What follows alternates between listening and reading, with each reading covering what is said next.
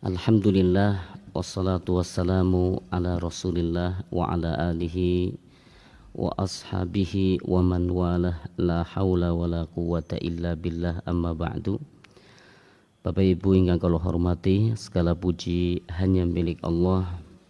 Salawat serta salam kita haturkan dan semoga tetap tercurah kepada Rasul junjungan beliau Nabi Muhammad sallallahu alaihi wasallam, kepada keluarga beliau, para sahabat dan siapapun di antara umatnya yang senantiasa mengikuti petunjuk dan sunnah-sunnahnya sampai hari kiamat kelak.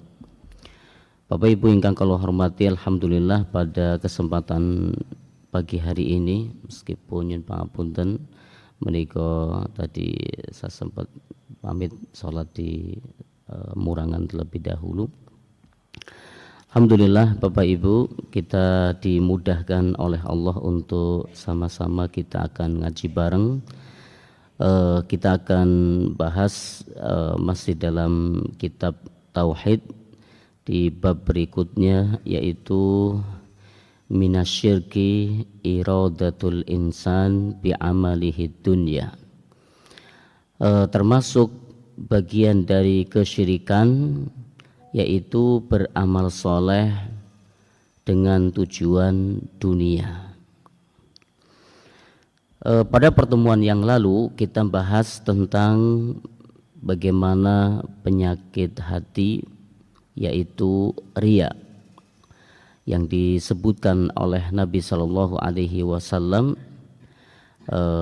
syirkul asghar, yaitu syirik kecil, menduakan Allah di dalam niat beribadah.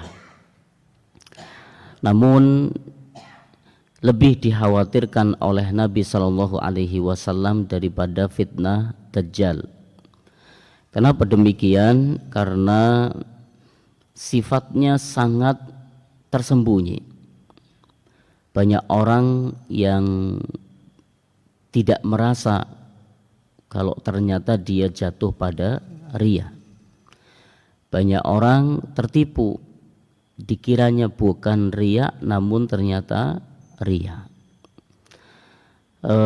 Kalau fitnah Dajjal, siapapun dia, selama di dalam hatinya memiliki iman, maka ketika dia bertemu dengan Dajjal pasti akan tahu kalau itu adalah Dajjal. Tapi kalau syirik, riya tidak. Tadi banyak orang yang tertipu, Kita akan masuki bab ini. Apa perbedaannya ya dengan termasuk syirik, yaitu beramal soleh tujuannya untuk dunia. Apa bedanya dengan bab tentang riya? Kan sama-sama tujuannya dunia. Kalau riya sanjungan, kalau ini selain riya. Riya adalah salah satu bentuk niat dalam amal soleh tapi ingin meraih dunia. Dan kita tahu kalau tujuan untuk dunia ini beragam. Ada ngarep-ngarep sanjungan, ada tujuan harta, ada tujuan jabatan, karir, ada juga tujuannya seorang wanita. Ini kalau bicara niat karena dunia. Namun yang dimaksud dalam bab ini adalah bentuk dunia selain riya. Kalau riya itu kan pengen dilihat supaya dapat pujian, sanjungan di alam. Kalau bab ini adalah selain dari riya, berarti karena harta, karena jabatan, ya, karena yang lain seperti wanita, karir dan sebagainya. Maka ini juga bagian daripada kesyirikan. Kalau dilihat dari dua bab ini, maka tujuan karena dunia bisa dikatakan ada dua klasifikasi. Yang pertama adalah seseorang beramal soleh tujuannya karena pengen dipuji. Yang kedua, seseorang beramal soleh tujuannya atau niatnya pengen harta, jabatan, karir, ya, atau seorang wanita. Ini kalau dilihat dari klasifikasinya. Terus apa yang membedakan antara bab tentang riya dengan bab ini? Kalau itu sama-sama niatnya karena dunia, apa yang membedakan? Ternyata yang ini lebih berbahaya. Kenapa lebih berbahaya? Kalau karena riya, seorang mukmin ketika beramal soleh, boleh jadi terkadang amal solehnya karena riya, terkadang amal solehnya ikhlas lillahi ta'ala. Berarti niat amal soleh karena riya itu sifatnya datang pergi. Kadang iya, kadang ikhlas. Kadang riya, kadang ikhlas. Sifatnya seperti itu. Kita amati. Ketika seseorang beramal soleh, dia lillahi ta'ala. Salatnya, puasanya, baca Qur'annya, sedekahnya. Tapi begitu dia daftar haji, berangkat haji, boleh jadi dia tertipu dengan penyakit riya ini. Berarti bukan dalam setiap amal dia jatuh pada riya. Tidak selalu dalam amalnya dia jatuh pada riya. Itu kalau riya.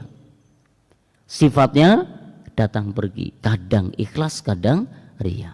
Itu kalau dalam diri seorang mukmin. Kalau dalam bab ini seseorang beramal soleh dengan tujuan karena dunia selain riya, boleh jadi karena harta, karena jabatan, karena karir, karena wanita, dia seringkali terjebak terus menerus sampai tujuan tercapai. Bahkan tujuan sudah tercapai pun masih terus-terusan terjebak. Kenapa? Tujuannya dunia, seakan tidak ada habisnya, tidak ada berhentinya kecuali kematian. Ya. Jadi bedanya di situ, ya. Kalau niat amal soleh karena riya, pengen dipuji, ini seringkali kadang iya, kadang tidak, kadang ikhlas, kadang riya. Tidak selalu. Tapi kalau karena dunia, seringkali orang terjebak lebih lama sampai tujuan tercapai, atau bahkan sudah tercapai masih lanjut lagi. Sehingga tidak disadari seseorang selama hidupnya dia bersedekah atau dia beramal soleh, ternyata motivasinya bukan karena pahala dan ridho Allah, tapi motivasinya karena dunia. Ya. Makanya ya ini sangat berbahaya. Ya, bahkan bisa jadi lebih bahaya daripada riya, lebih bahaya. Sesuatu yang berbahaya adalah dia beramal dengan tujuan mencari dunia. Apakah itu harta atau karir atau jabatan atau seorang wanita yang dia impi-impikan. Seandainya melakukan amal dunia dengan tujuan mencari dunia, enggak masalah. Kalau amal dunia mencari dunia. Apa itu amal dunia mencari dunia? Berarti aktivitasnya dia murni dunia, bukan untuk akhirat.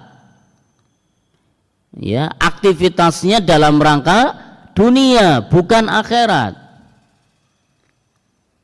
Kalau niatnya tujuannya dunia, enggak masalah. Contoh apa? Contoh seorang giat dalam bekerja, lalu dia berinovasi dalam kerjanya, bahkan mungkin ya tidak hanya itu, ketika dia di tempat kerjanya, pokoknya gimana caranya dia memperlihatkan sergapnya kerja, supaya apa? Supaya ya target-target semua tercapai, sehingga dia dapat poin lebih banyak, karirnya lebih cepat naik, atau bonusnya di akhir tahun lebih banyak. Ini kan murni dunia, ini murni dunia, murni dunia.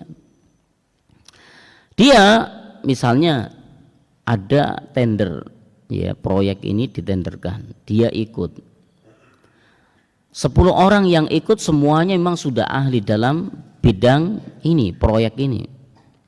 Nah, dia cari akal gimana caranya. Dia buat inovasi, tendernya lain dengan yang lain, lain daripada yang lain. Dia paling nampak kok paling beda. Nah, ini kan murni untuk kegiatan dunia ini.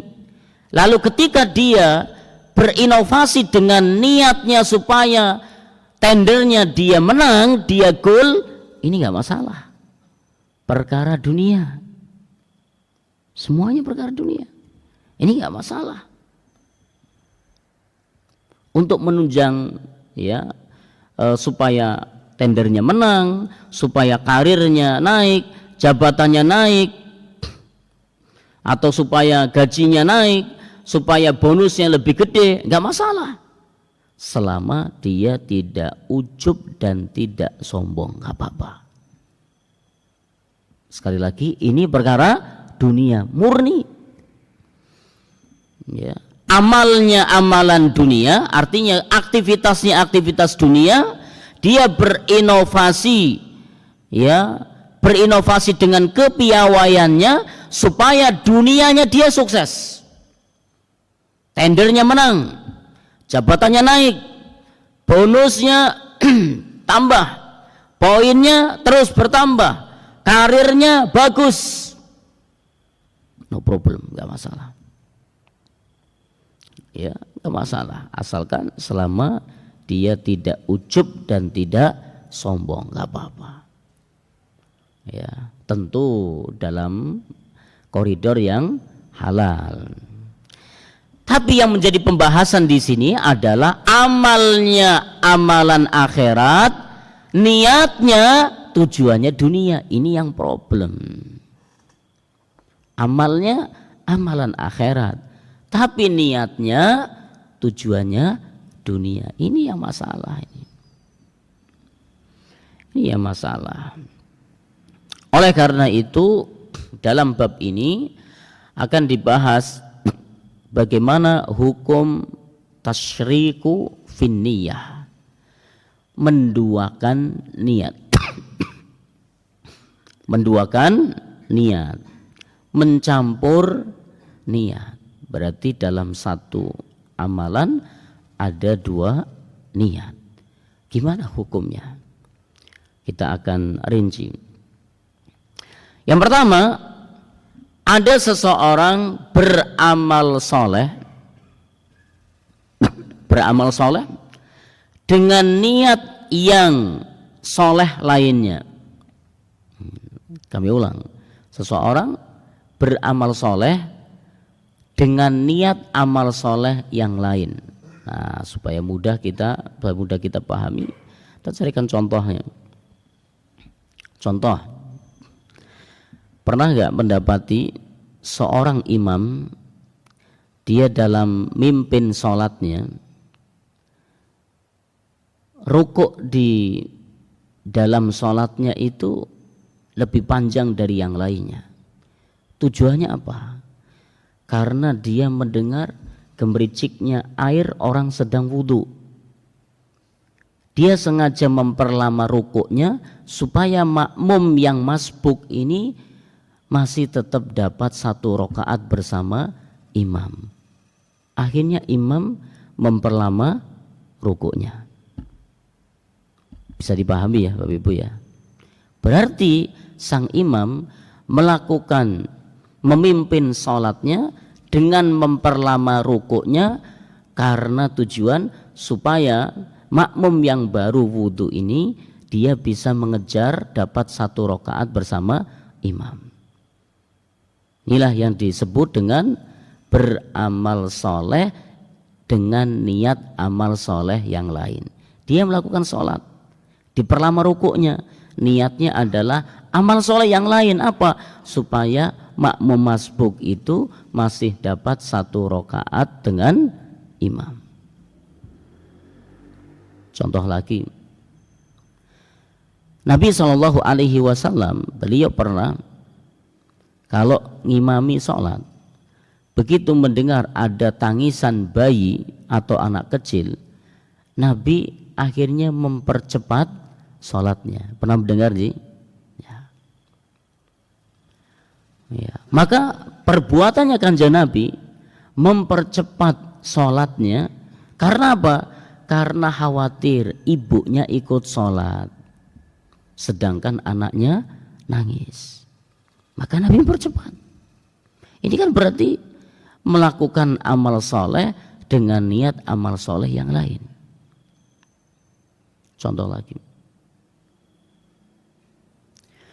seseorang sudah sholat berjamaah, tiba-tiba ada orang baru datang, sudah nggak ada lagi yang sholat. Lalu orang ini dia ngomong, "Mas, boleh nggak saya temani sholat?" "Oh boleh, silakan." Dia melakukan sholat tujuannya apa? Amal soleh yang lain, nemeni orang ini sholat biar dapat pahala jamaah daripada sendirian. Bagaimana caranya biar dia dapat pahala sholat jamaah? Saya temani dia sholat, padahal saya sudah sholat. Nah, ini ya, melakukan amal soleh dengan niat amal soleh yang lain. Nah ini. Sekarang bagaimana hukumnya? At-tasyriku fin niyah di poin pertama, mencampur niat amal soleh dengan niat mencampur ya niat amal soleh dengan niat amal soleh yang lain. Ya, pertama tadi contohnya adalah bagaimana seorang imam di dalam memimpin sholatnya dia melamakan rukuknya karena niatnya menolong makmum masbuk supaya dia dapat 1 rakaat bersama imam. Kira-kira boleh nggak seperti itu Bapak Ibu? Boleh atau tidak kalau seperti ini? Boleh. Benar. Dia nggak mikir makmumnya yang lagi sholat dengan dia. Ya, dia mikirnya, ada suara gemericik air orang lagi wudhu kan kedengaran. Akhirnya dia sengaja memperlama rukuknya. Untuk apa? Supaya yang baru wudhu ini dia bisa ngejar sholat rukuknya bersama imam sehingga dia terhitung 1 rakaat. Ini niatnya luar biasa loh. Tapi terus bagaimana dengan makmum yang lain? Iki imam kok suwe temen, tumben biasanya rukuknya cepat, ini rukuknya lama sekali. Ya. Gimana, boleh atau tidak Bapak Ibu? Ya, kita lihat. Hal ini hukumnya boleh. Sebagaimana Syekh Izzuddin bin Abdussalam Asy-Syafi'i di dalam kitabnya Qawaidul Ahkam fi Masail Al-Anam. Ini pernah ditanyakan kepada Syekh Muhammad Ibn Shalih Al-Utsaimin rahimahullahu ta'ala. Bagaimana hukumnya seorang imam memperlama rukuknya dengan niat agar makmum yang baru datang itu dapat 1 rakaat bersama imam. Ini luar biasa. Para ulama fikih menyebutkan apabila imam itu merasa ada orang yang sedang mau mengikuti ya sholat bersama dia alias mungkin orang ini baru datang atau baru wudhu itu ya, maka dia diperbolehkan memanjangkan rukuknya sampai orang yang baru datang itu bisa mendapatkan 1 rakaat bersama dia, bersama imam. Nah, tentu di sini ada syarat. Apa syaratnya? Pertimbangkan makmum yang lain. Pertimbangkan makmum yang lain. Apa yang perlu dipertimbangkan? Boleh jadi ada yang sudah sepuh, capek rukuknya, gimana rukuknya? Atau mungkin ada orang yang ya karena masjid ini dekat dengan sarana umum, apakah itu bandara atau itu ya terminal atau stasiun, sehingga ada orang yang nun sewu buru-buru, dia waktunya hanya sebentar saja mau ngejar jadwal kereta. Pertimbangkan dulu hal seperti ini. Jangan sampai ternyata ada makmum yang seperti itu. Ya, ini pernah terjadi di masa Rasulullah Sallallahu Alaihi Wasallam. Ya, memang problemnya atau masalahnya berbeda ini. Seorang sahabat ngimami sholat isya, panjang bacaannya. Ternyata ada makmum yang mungkin dia uzur, ya dia uzur. Akhirnya apa? Dia misah dari jamaah, sholat sendiri di belakang. Ini imam dan makmum lagi sholat jamaah, karena gara-gara bacaannya imam terlalu panjang sholat isyanya, maka dia misah, sholat sendirian di belakang. Begitu selesai, sang imam, sahabat ini negur sama jamaah yang misah. Kamu kenapa sholat sendirian? Ya. Karena ini boleh jadi yang misah dari jamaah ini ciri orang munafik. Sahabat yang misah dari jamaah dia nggak terima. Akhirnya sampaikan kepada Rasulullah Sallallahu Alaihi Wasallam. Kira-kira Nabi negur jamaah yang misah dari sholat jamaah atau imamnya? Imamnya yang ditegur. Apa katakan Nabi Sallallahu Alaihi Wasallam?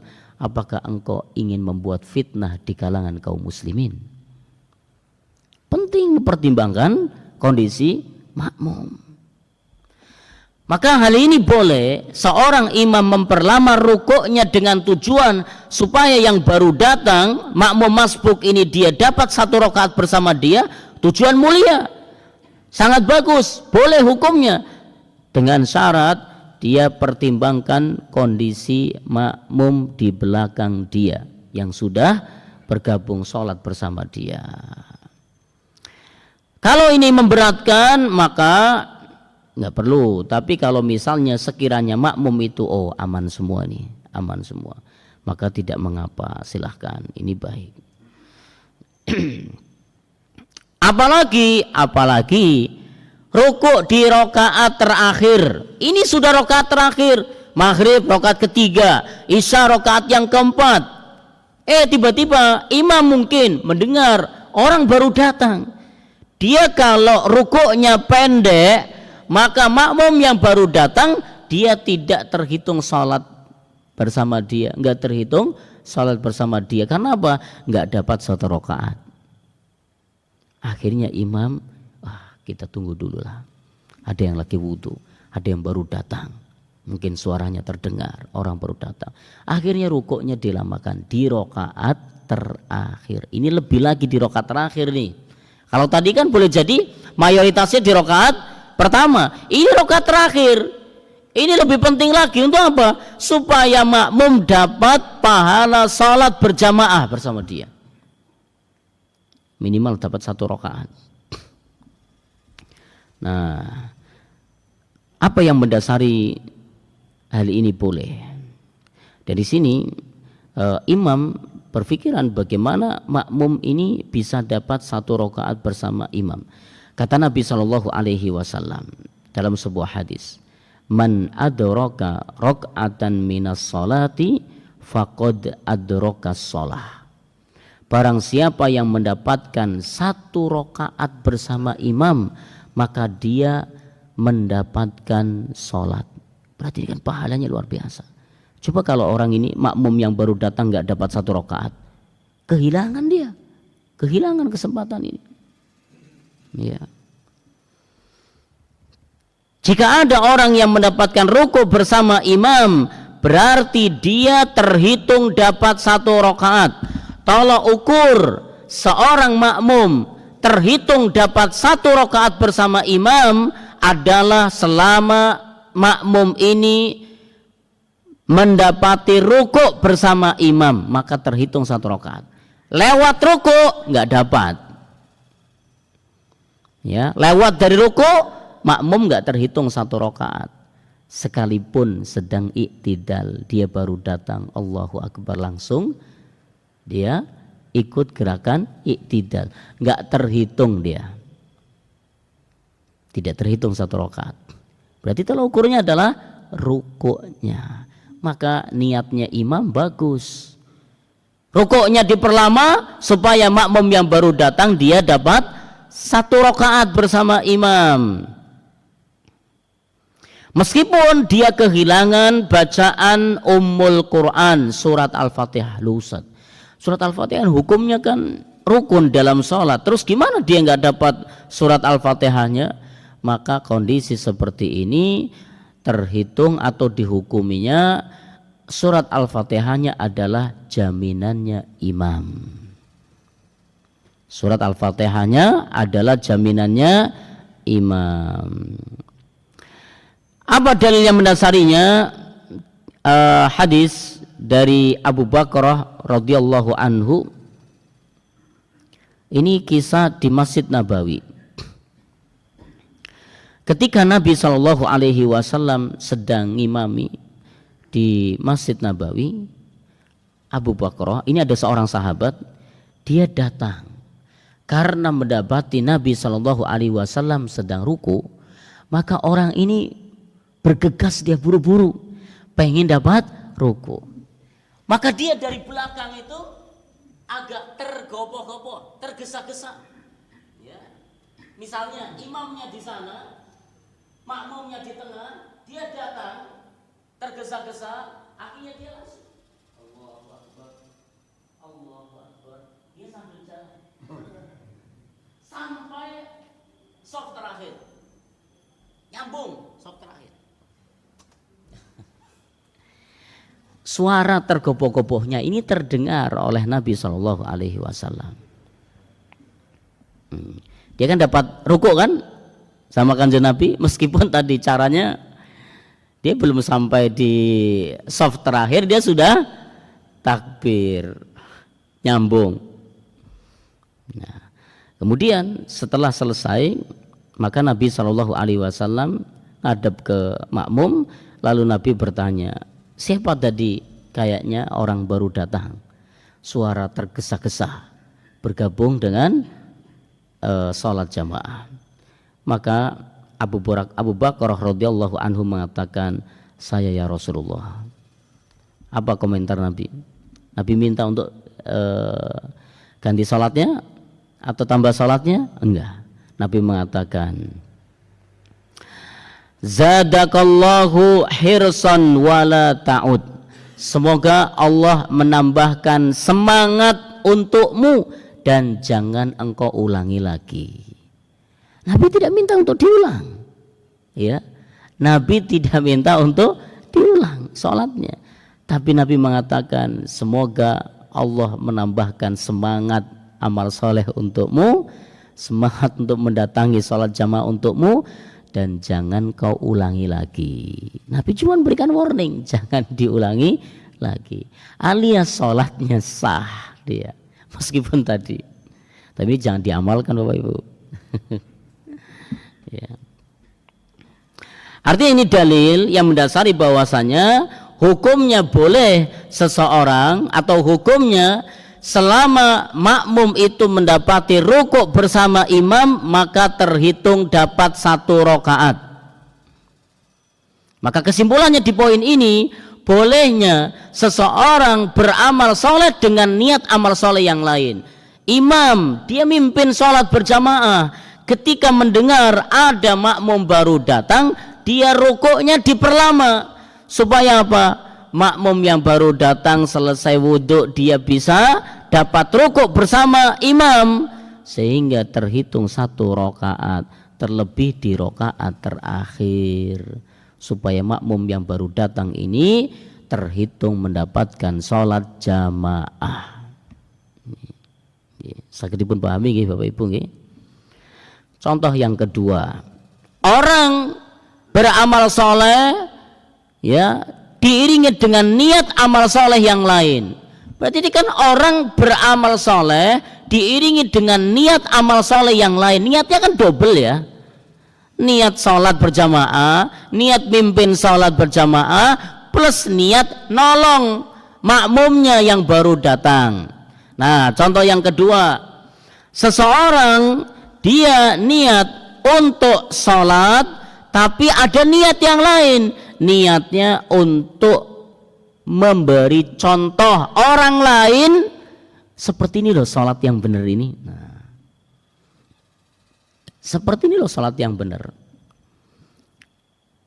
Kalau dulu sahabat Nabi melakukan hal ini, ya sengaja memperlihatkan kepada orang-orang, kepada makmum, seperti ini loh sholatnya Kanjeng Nabi sebagaimana yang saya lihat. Maka saya mencontohkan melakukan sholat ini sekaligus sholat ya berjamaah, ngimami makmum, plus ingin memperlihatkan, memberikan edukasi. Seperti ini loh sholat yang dilakukan oleh Kanjeng Nabi sebagaimana yang aku lihat. Kalau bapak-bapak sekarang atau ibu-ibu sekarang, panjenengan misalnya sholat, sudah sholat subuh di sini, pulang di rumah sholat subuh lagi, ngimami istri dan anak-anak, ya tujuannya apa? Ingin memberikan contoh seperti ini loh sholat yang benar. Nah, kira-kira seperti itu. Niatnya 2, niat sholat plus niat ingin ngajari, ingin nyontohkan seperti ini loh sholat yang benar. Bagaimana hukumnya hal ini? Boleh. Hukumnya boleh.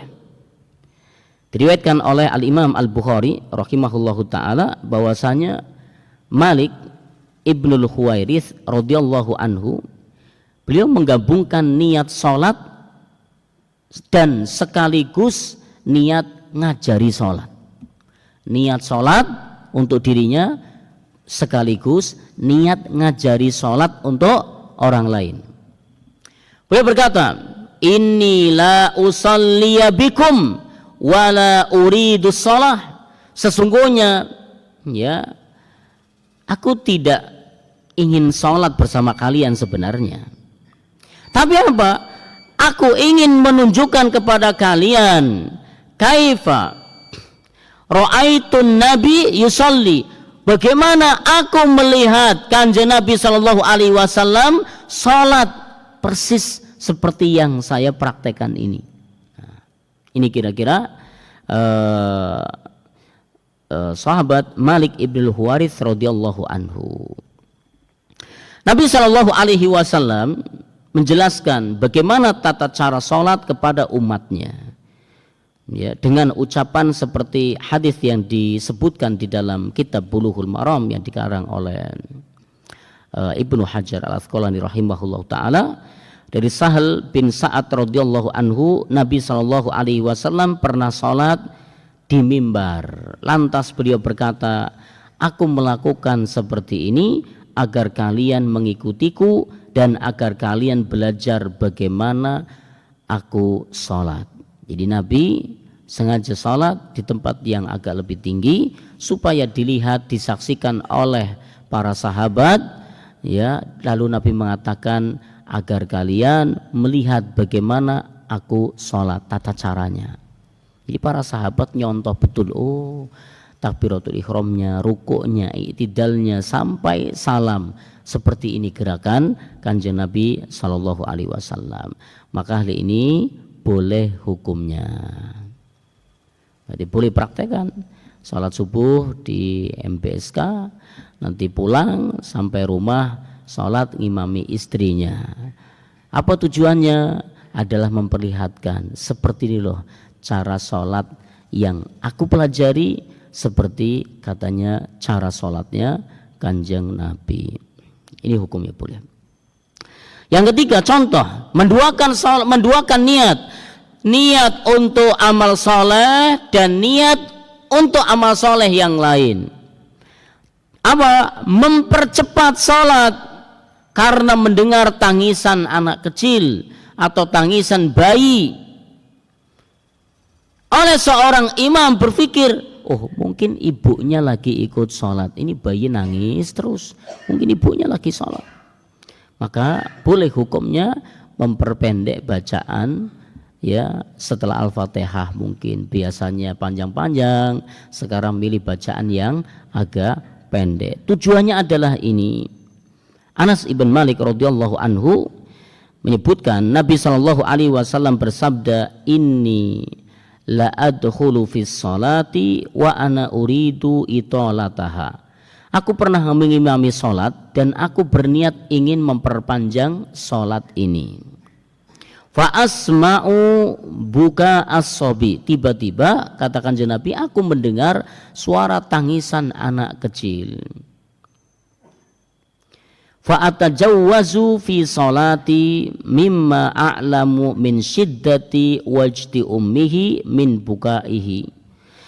Namun aku mendengar tangisan anak kecil tersebut, maka tidak jadi aku panjangkan sholatnya, tapi aku persingkat sholatnya, percepat sholatnya.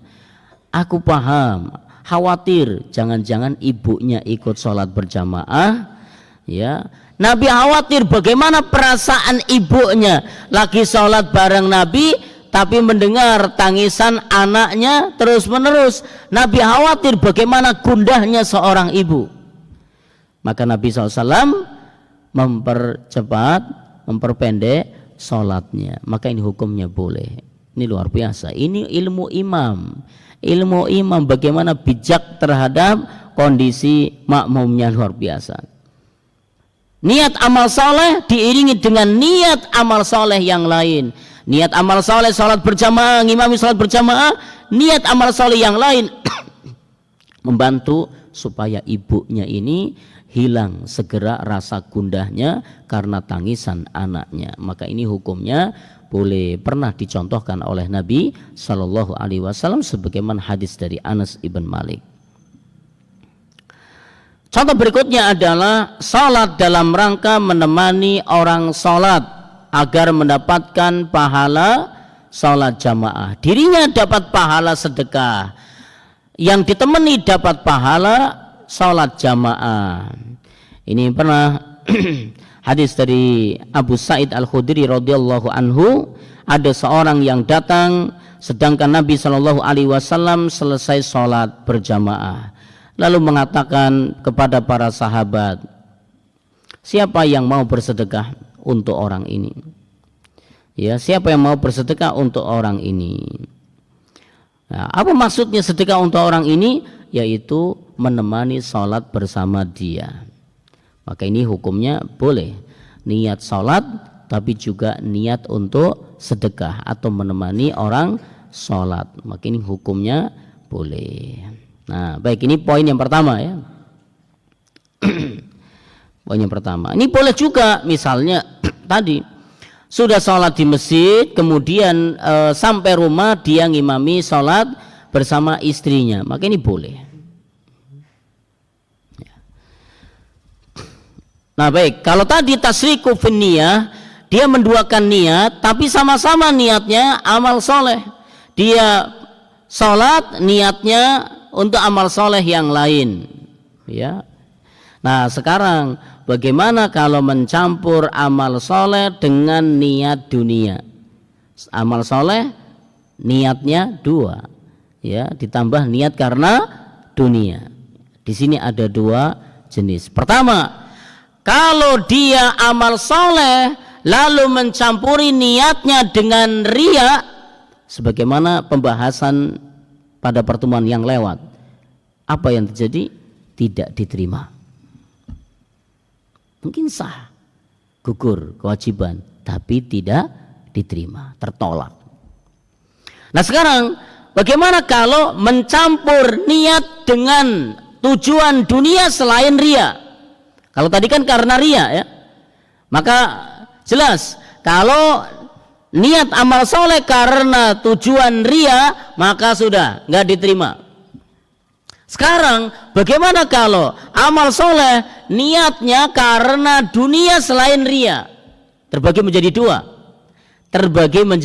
dua. Pertama, dia melakukannya karena motivasi syariat. Dua, dia melakukannya karena bukan motivasi syariat. Nih berarti poinnya di sini. Dia melakukannya karena motivasi syariat.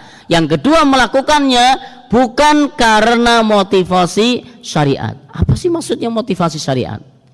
Bapak Ibu pernah dengar Nabi mengatakan, dawu mardokum bisodaqah, obati orang-orang sakit di antara kalian dengan sedekah. Pernah dengar ya hadis Nabi?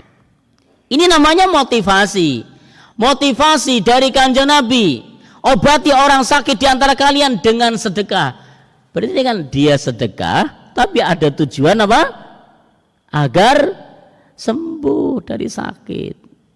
Pernah mendengar silaturahmi, apa keuntungannya? Memperlancar rezeki dan memperpanjang umur. Perkara dunia kan? Perkara dunia. Dan boleh jadi orang beramal soleh ada motivasinya. Ini motivasinya ini.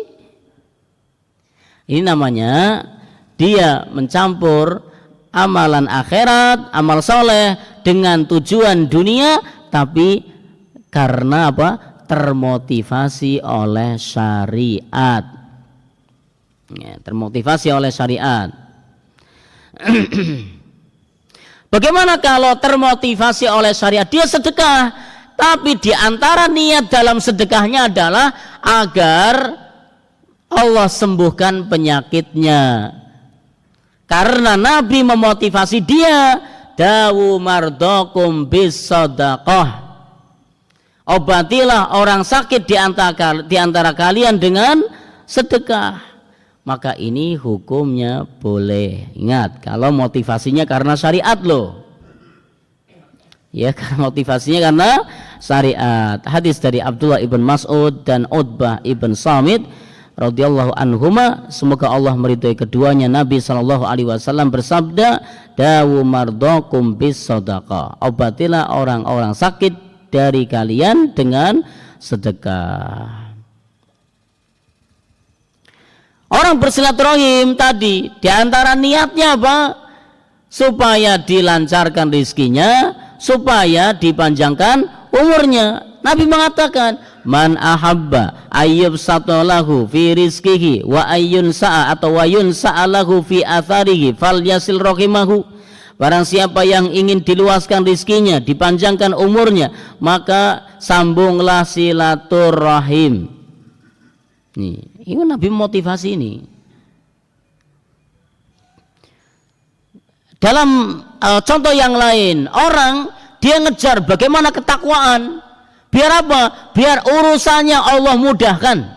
Karena Allah janjikan, wa may yattaqillaha yaj'al lahu makhraja. Siapa yang bertakwa kepada Allah, maka Allah akan keluarkan dia dari kondisi sulit. Allah akan beri solusi dalam setiap masalah. Wa yarzuqhu min haitsu la yahtasib. Allah akan berikan rizki tanpa diduga-duga. Orang tawakal, ya, di antara niatnya apa? Karena motivasi syariat. Allah Subhanahu wa taala berfirman, "Wa may yatawakkal 'ala Allah fa huwa hasbuh." Barang siapa yang tawakal kepada Allah dengan tawakal yang sempurna, fa huwa hasbuh, Allah akan mencukupi untuk dia. Berarti ini motivasi syariat nih.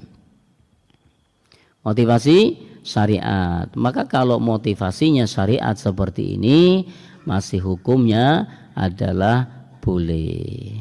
Ini motivasi syariat. Nah, sekarang bagaimana kalau motivasinya syariat? Ini motivasinya bukan motivasi syariat, ya ini berbeda. Insyaallah kita akan bahas di pertemuan yang akan datang. Wallahu alam bisawab. Bapak Ibu yang kami muliakan, ya semoga menjadi ilmu yang bermanfaat, bisa kita amalkan dalam kehidupan kita sehari-hari. Demikian kita tutup dan kita akhiri dengan baca doa penutup majelis. Subhanakallahumma wa bihamdika asyhadu an la ilaha illa anta astaghfiruka wa atubu ilaih. Kalau belum masuk waktu syuruk, ya silakan bisa ditunggu sebentar lagi. Demikian, wassalamualaikum warahmatullahi wabarakatuh.